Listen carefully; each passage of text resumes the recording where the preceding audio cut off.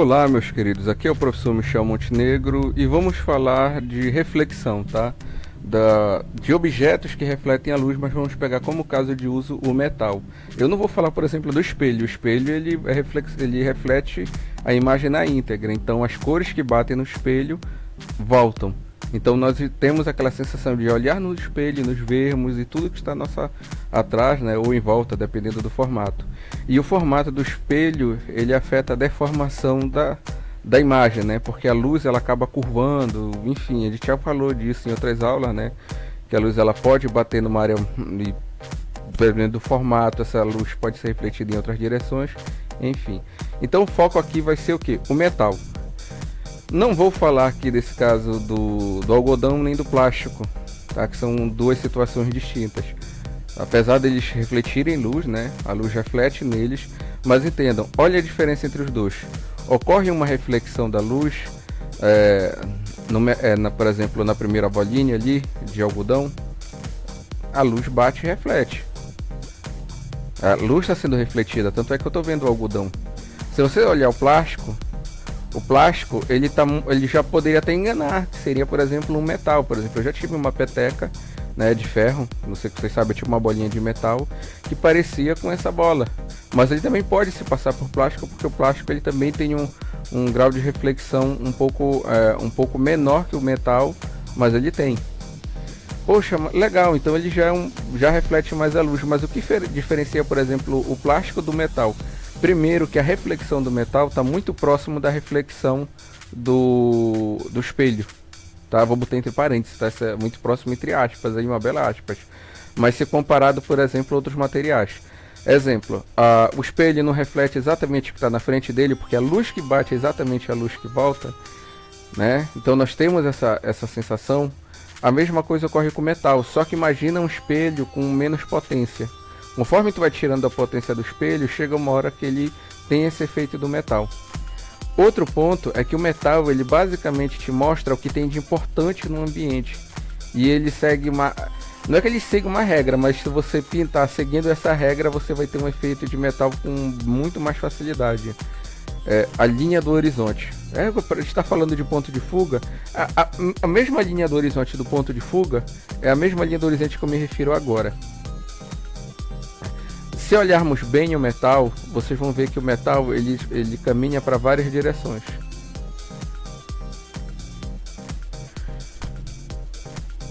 No caso, como é uma esfera, o metal aqui ele está apontando tanto para cima, quanto para baixo, quanto na horizontal. A luz que vem de cima é referente à luz do céu. A luz que está na parte de baixo é referente ao chão, em especial o que está mais próximo no caso aí da esfera. Poxa, professor, mas poderia ser um cilindro, um cone, né, um cubo, qualquer outro objeto? Poderia, tá? Sem o menor problema, poderia. Olha que interessante, tá? Então, mas a regra básica, a gente pensa logo na esfera porque é mais fácil de exemplificar, é que a luz bate e volta em várias direções. E a horizontal sempre vai ser referente ao horizonte da cena.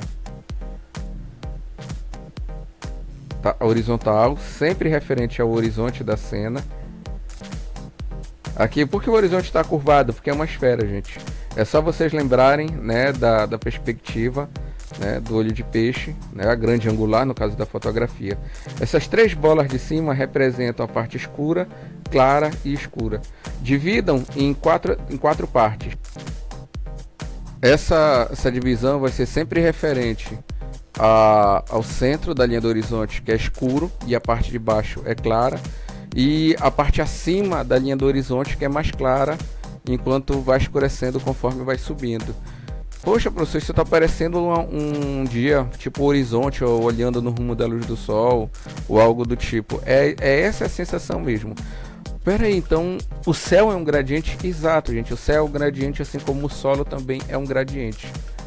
O que está mais perto da gente fica mais claro, o que está longe é mais escuro. E isso no que se refere ao chão. No caso do horizonte, normalmente o que está acima da linha do chão é claro, é brilhoso e vai escurecendo conforme vai conforme ele vai subindo.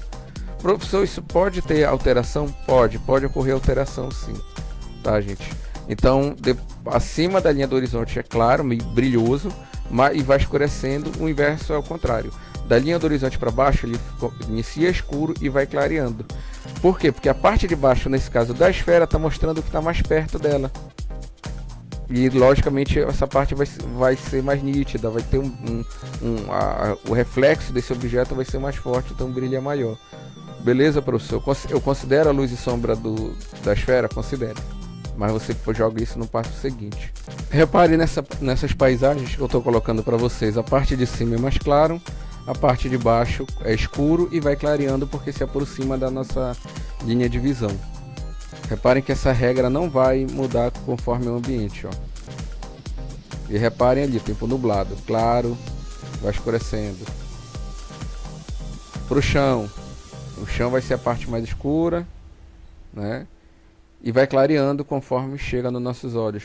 Poxa, professor, aí mas parece que não mudou tanto. A partir de um determinado ponto mudou. Reparem com calma na imagem, voltem ela e pausem. A mesma coisa aqui nessa cena. A parte de cima é mais escura, a parte mais para o meio é claro. E da parte de baixo, da linha do horizonte para baixo, é escuro e vem clareando conforme vai chegando próximo da nossa linha de visão. Prestem bem atenção nisso e na nitidez dos objetos que estão ali em torno, né, da nossa visão aqui próxima. Conforme vai se afastando, também a gente perde os detalhes. Isso é outra coisa que costuma escurecer a cena. Por quê? Porque os detalhes, se tu não detecta, não importa a cor, vai começar a ficar escuro. Vamos imaginar agora uma superfície que já não é uma esfera, tá? Ela já seria uma superfície mais plana, na parte de cima e na parte de baixo. Mas ainda assim teríamos o centro desse objeto. O centro desse objeto seria a parte mais pontuda. Mas e se na verdade ficar um pouco para cima? Não faz diferença. Mas eu estou imaginando que esse objeto ou ele vai ter uma curva boleada ou uma curva brusca. Nesse caso não vai importar. A parte de cima ele vai exibir o céu, a parte de baixo o solo e o meio ele vai exibir a linha do horizonte. E aí qual é a regra? Da linha do horizonte para cima ele começa claro e vai escurecendo. Da linha do horizonte para baixo ele começa escuro e vai clareando. Tá? E aí o quanto a linha do horizonte na parte de cima vai ser clara ao ponto de ser brilhoso vai variar muito. Isso varia, mas ela sempre é mais claro. Vou repetir, o céu é um gradiente do claro para o escuro. O solo na linha do horizonte ele é um gradiente do mais escuro para o mais claro. Você lembrando disso, você consegue inclusive me dar a sensação de profundidade só utilizando esse gradiente. Professor, e se eu tiver num quarto fechado, eu não tenho a linha do horizonte? Tem, é só você imaginar que a esfera ou o objeto é uma pessoa, tá? De uma pessoa mais ou menos da mesma altura, onde a cabeça vai ficar no equivalente à parte mais inclinada à frente. Por exemplo, aqui nessa figura, tanto o nosso objeto, né, quanto o nosso personagem estão tendo a mesma linha de visão. Detalhe, esse objeto pode ser sei lá, um copo de metal, né, um sapato de metal, uma esfera de metal, não importa. A linha do horizonte, como se fosse um pequeno ser humano olhando, né, mesma regra do ponto de fuga. Então que a parte de cima da linha do horizonte é o céu e a parte de baixo é o solo. Pronto, gente. Então não interessa se você está no quarto. Ali é um quadro. Vou desenhar um quadro. Ali era para representar um quadro. Ali uma estante com uma TV. E na parte de baixo o tapete da casa. Então onde está a linha do horizonte? Olhem para o objeto que vocês têm na horizontal. O que vocês têm que esteja mais elevado à frente, mais tufado, né? Se vocês repararem aí, vai ser justamente ali onde está a estante com a TV. É na interseção da estante com a TV que eu vou ter isso. Então, porém, então ele vai refletir mais ou menos a TV e a parte de cima da estante. Exatamente, mas ele vai refletir com um certo brilho, com uma luminosidade um pouco maior, vou botar dessa forma. E a parte de cima ele já vai escurecendo, que seria o quadro. A parte de baixo vai inverter, ele vai escurecer ali na parte da estante e vai clarear para o rumo do tapete. Ah, interessante. Então eu sigo a mesma regra, exatamente. Você segue a mesma regra que vai funcionar. Professor, mas se eu quiser modificar um pouco, não, você pode. Você experimente à vontade, faça o que lhe der na telha, não experimente. Isso aí é uma regra, essa é uma regrinha que você segue, por exemplo, no começo e tende a dar certo. Na década de 90, na época dos jogos e desenhos animados, e que o efeito metálico estava em alta, o pessoal fazia isso direto, só procurar. Né? Aquele desenho Silverhawks, por exemplo, toda aquela galerinha, né, de armadura, não vou nem cantar a musiquinha que ele falava Silverhawks, aí logo no início eu achava bacana. Então, aquela época, a pintura metálica estava em alta. Parece que todo mundo descobriu como fazer aquilo e começou a querer botar metal em tudo. Bom, bora lá logo pro nosso exemplo prático. Eu vou criar um círculo. Eu ia botar azul 50%, mas eu decidi colocar em torno de cinza. Por quê? Cinza 50%, tá? De tom. Para ficar um pouco balanceado em relação a luz e sombra. Eu vou inclusive falar disso numa outra aula, mas não vai ser dessa aqui. Quando você pega 50% de um tom, você acaba tendo 200% dele, tá? E eu vou mais ou menos mostrar o porquê essa ideia, tá? 200%, gente, é de forma apenas ilustrativa, tá? Não é que ele ganhe 200% na prática, mas é mais ou menos o efeito que você tem. Olha, eu tenho uma esfera, eu estou desenhando a linha do horizonte, tá ali a linha do meu horizonte, a parte de baixo da linha do horizonte é mais escura, a parte de cima eu vou fazer clara,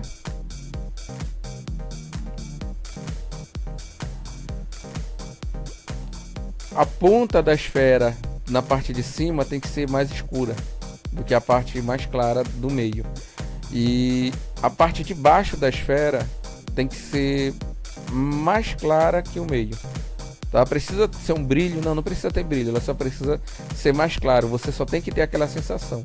Nesse momento eu estou usando o pincel de borrar, né, para borrar um pouco, para deixar um pouco mais a transição mais tranquila. E depois disso eu vou começar a fazer a parte de cima da esfera. Vocês podem se questionar, poxa, linha do horizonte, aquela questão do quarto, né? Exatamente. Se você tiver imaginar um quarto fechado, né, um local que tem uma parede ou qualquer coisa do gênero, então você tem que imaginar que no lugar da esfera tem um ser humano e que a parte esfera ou cubo, qualquer objeto, tá? Não importa o formato. Mas lembrem que a área mais pontuda, mais protuberante desse objeto, você imagina que é a altura do ser humano e ali vai ter a linha de visão dele. Poxa, beleza, professor. E se eu tiver um objeto metálico com várias protuberâncias, vou dar um exemplo, um ser humano metálico, uma esfera em cima da outra, ou grudado uma na outra, ou um carro, que um carro é cheio de curvas, então você vai fazer o seguinte, você vai analisar, no caso do ser humano, aonde tem curva. Aonde tiver curva, que for tipo uma espécie de esfera, você vai a mesma regra. Por exemplo, o peitoral de um homem que faz musculação. O tórax dele, se você olhar, é esférico, igual os seios de uma mulher. É esférico, né? Então vai ter a mesma regra. O centro dos seios vai ser a linha do horizonte, né? Acima vai ser mais brilhoso e vai escurecendo, e a parte de baixo mais escura e vai clareando. Mas o centro, o meio lá da linha do horizonte, ele tende a ser brilhoso, tá? Ele tende a ser bem mais brilhoso. Quanto mais brilhoso, mais o efeito se torna de reflexão se torna mais interessante. Reparem que ali em torno de cinza eu já fiz ali, ó, minha linha do horizonte. Não parece que eu estou olhando assim distante para um ponto, e a parte de cima é o céu e a parte de baixo seria o solo. Quando eu utilizar agora as cores, vocês vão notar que vai ficar mais interessante ainda, porque quando começa a dar contexto. Quando a gente começa a dar contexto, a coisa muda de figura. Eu estou utilizando, caso vocês estejam curiosos, os pincéis do David Revoy agora. O David Revoy tem os pincéis FX, que faz o papel de multiplicar, né? Esquiva de cor, ou cor, enfim. Em vez de eu aplicar o filtro na camada, Na verdade, eu simplesmente utilizo um pincel para fazer isso. Eu não preciso transformar a camada num modo de filtro, né? Por assim dizer. Se eu fosse utilizar, na verdade, a mesma camada. Mas eu criei uma camada extra, né? Coloquei ali uma camada de cor e usei o pincel do David Revoy para controlar a cor. Poxa, professor, como é esse pincel? Esse pincel é um airbrush. Gente, todos os pincéis que eu estou usando aí são airbrush. Menos o inicial que eu utilizei para fazer a cor chapada, né? Mas, poxa, o airbrush, o aerógrafo, né? É um pincel muito interessante. É assim. Então reparem, ó, o azul do céu, o verde do chão. Eu poderia ter feito um detalhezinho um pouco melhor na parte de baixo, né? Da aproximação, mas tá bom, porque eu vou fazer iluminação. Eu vou deixar um pouco mais iluminado. Eu vou iluminar a parte de cima com um amarelo, como se tivesse um objeto amarelo perto. Tá? Não sei, pode ser uma lâmpada, pode ser um armário, não sei. Imaginem que é qualquer objeto de cor amarela próximo desse metal, então ele vai refletir esse amarelo. O legal mesmo seria eu deixar um pouco amarelo e de repente dar um formato, né? Se fosse uma porta amarela ou alguma coisa assim. Mas nesse caso eu não quis, eu só quis dizer que ele está pegando um pouco do amarelo referente a um reflexo de luz em volta, enfim. Eu poderia fazer do outro lado, mas do outro lado, do lado direito, eu vou escurecer. Então se eu vou aplicar o conceito de esfera, que de um lado está recebendo a luz, no caso uma única fonte de luz, e do outro lado é mais escuro, exatamente. Não vou levar o pé da letra, gente. Eu não vou fazer a luz que reflete do chão, nem talvez acho que eu faça a sombra, a sombra de oclusão, né? Que é, no caso, a sombra de contato e a sombra projetada. Vou colocar ali um fundo, né? Vou botar um fundo ali só para dizer que está em cima de uma mesa ou de qualquer coisa. Ele está em cima de alguma superfície. Olhando agora para essa esfera, do jeito que ela está agora, nesse exato momento, nós já temos a sensação de reflexão. E eu posso dizer o seguinte: poxa, professor, mas a reflexão parece tão boa, assim, tão nítida, né? Porque a reflexão do metal, ela não é tão nítida, ela mostra ela mostra basicamente o formato do objeto, né? Ele não te dá detalhes do objeto, mas existem metais que de fato refletem muito bem. Você olha para o metal, ele parece um espelho. Então eu poderia dizer, isso aí é uma esfera de vidro, né, que não é transparente e nem translúcida. A luz bate e volta. Isso aí depende muito do contexto. Mas também pode ser um metal. E tem vários tipos de metais. O metal que reflete muito bem a luz e o metal que reflete menos a luz, né? Então, aí nesse caso, vai um estudo de material, ver quais são os metais que tem. Olhem como é que determinados metais refletem a luz. Só pesquisar no Google, metal A, metal B, metal C, e olhem como é que ele reflete o ambiente em volta. Então se refletir muito é o metal D. Então é esse metal que eu estou fazendo? Pronto, seria esse. Ali eu ia botar a sombra de contato, só que não ficou tão bacana, então eu mudei para o airbrush. É porque eu usei no início um pincel de cor chapada, mas não ficou muito bruto, muito grotesco. A imagem eu não gostei, então eu resolvi mudar. Vocês têm que também lembrar que isso eu falo desde a primeira aula. Dar contexto é importante. Dar contexto, desculpa, é importante. É muito importante dar contexto para a tua arte. O teu personagem sempre vai precisar de um fundo. A não ser que o fundo preto seja o contexto. E aí vai do que tu estás imaginando, da tua história, né? Por que eu estou fazendo isso? Para dar o contexto, para dar a sensação de que o objeto está em cima de algo. Poxa, professor, mas não seria melhor dar um pouco mais de brilho ou sombra nas laterais, dependendo do caso? De repente ali do lado esquerdo dá um pouquinho mais de brilho. Isso varia, tá? Eu vou acelerar um pouquinho e no final vou mostrar para vocês dois. Eu mudei um pouco essa imagem e aí eu vou mostrar elas para vocês, tá?